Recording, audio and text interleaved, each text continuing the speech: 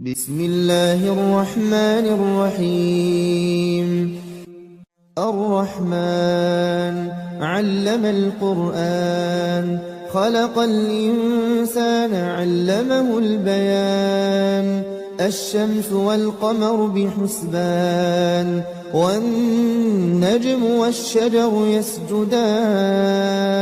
والسماء رفعها ووضع الميزان، ألا تطغوا في الميزان.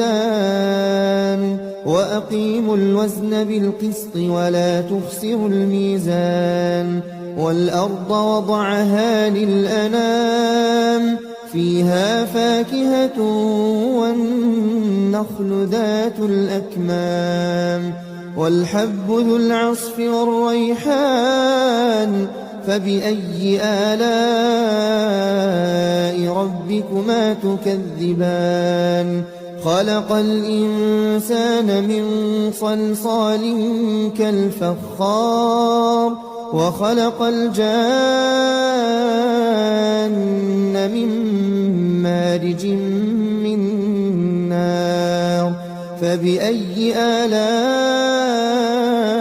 ربكما تكذبان. رب المشرقين ورب المغربين، فبأي آلاء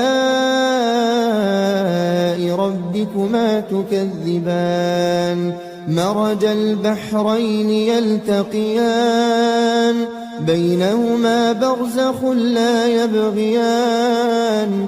فبأي آلاء ربكما تكذبان.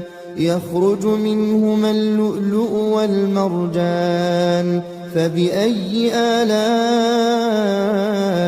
ربكما تكذبان.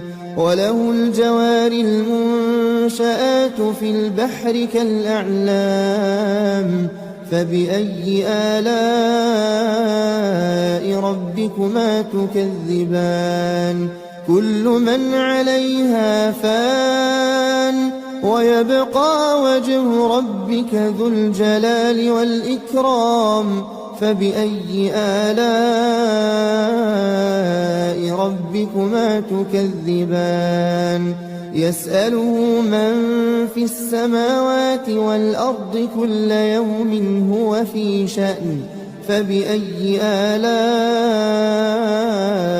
ربكما تكذبان. سنفرغ لكم أيها الثقلان. فبأي آلاء ربكما تكذبان. يا معشر الجن والإنس إن استطعتم أن تنفذوا من أقطار السماوات والأرض فانفذوا، لا تنفذون إلا بسلطان.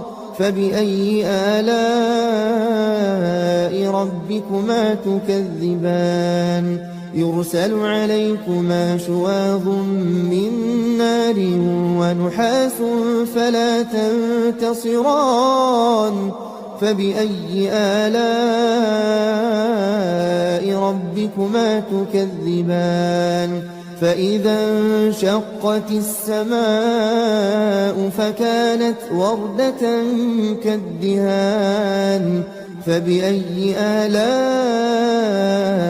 ربكما تكذبان. فيومئذ لا يسأل عن ذنبه إنس ولا جان. فبأي آلاء ربكما تكذبان. يعرف المجرمون بسيماهم فيؤخذ بالنواصي والأقدام. فبأي آلاء ربكما تكذبان.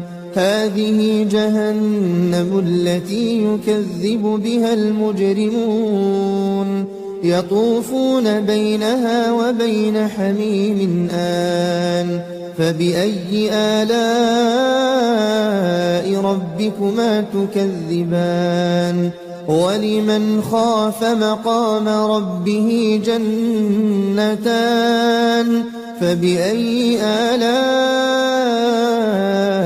ربكما تكذبان ذواتا أفنان فبأي آلاء ربكما تكذبان فيهما عينان تجريان فبأي آلاء ربكما تكذبان فيهما من كل فاكهة زوجان فبأي آلاء ربكما تكذبان متكئين على فرش بطائنها من استبرق وجنى الجنتين دان فبأي آلاء ربكما تكذبان فيهن قاصرات الطرف لم يطمثهن إنس قبلهم ولا جان فبأي آلاء ربكما تكذبان كأنهن الياقوت والمرجان فبأي آلاء ربكما تكذبان هل جزاء الإحسان إلا الإحسان فبأي آلاء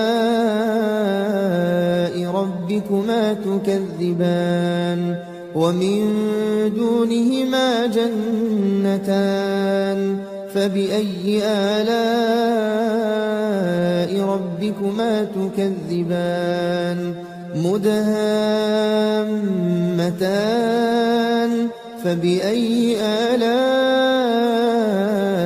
ربكما تكذبان فيهما عينان نضاختان فبأي آلاء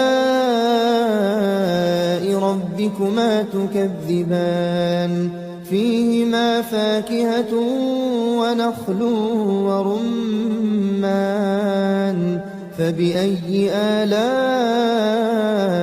ربكما تكذبان فيهن خيرات حسان فبأي آلاء ربكما تكذبان حور مقصورات في الخيام فبأي آلاء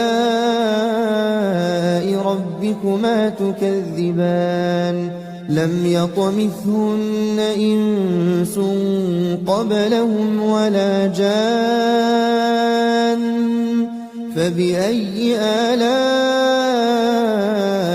ربكما تكذبان متكئين على رفرف خضر وعبقري حسان فبأي آلاء